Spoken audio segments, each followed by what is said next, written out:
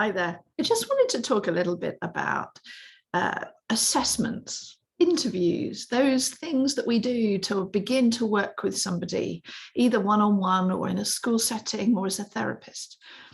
I just think the most important factor around assessments and interviews and referral meetings is the culture. It's so important to keep the culture as trauma-informed, trauma recovery focused. What does that look like? In the eagerness to get the information from the other person, if actually it's all about getting information and typing it up and accessing the amount of answers to questions that are needed, the person who is asking for help can feel completely just invisible. They can actually feel re-traumatized by having to tell their story or having to explain their trauma symptoms or having to explain their difficulties. We really, really need to be mindful that when somebody asks for help, that costs them so much emotional energy. When they come for a meeting, whether that is just like the very beginning of an assessment process or whether it's a referral meeting, whatever it is, if they're in a position of vulnerability asking for help, and we're in the position of being able to potentially offer help, it starts now. The work starts now. The culture starts now.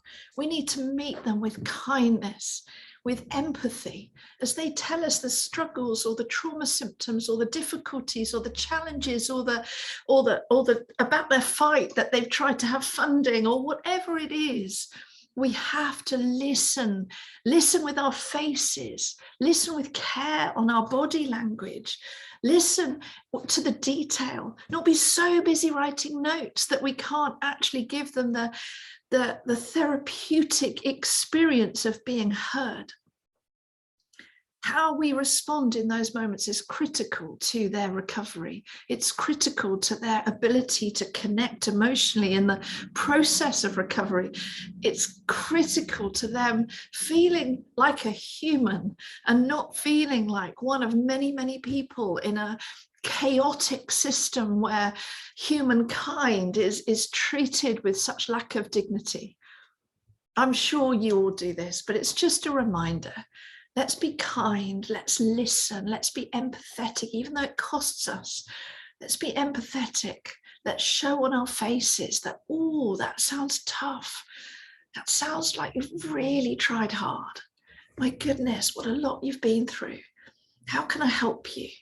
Let's see whether we can get that information down so I can support you in the fight, that I can advocate for you, that I can help, that just anything that's not condescending, judging, shaming, blaming, fast-tracked, listening quickly, missing important details. I think eye contact is really important to think through.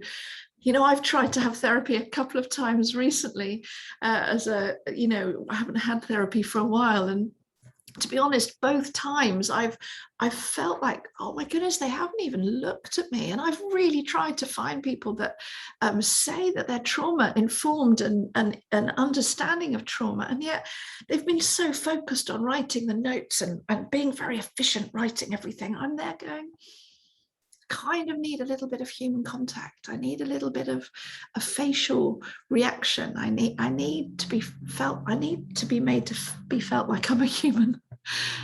And if I feel like that, and I've been in this field of trauma therapy for 30 years, I'm really aware that we all need it. I hope that helps.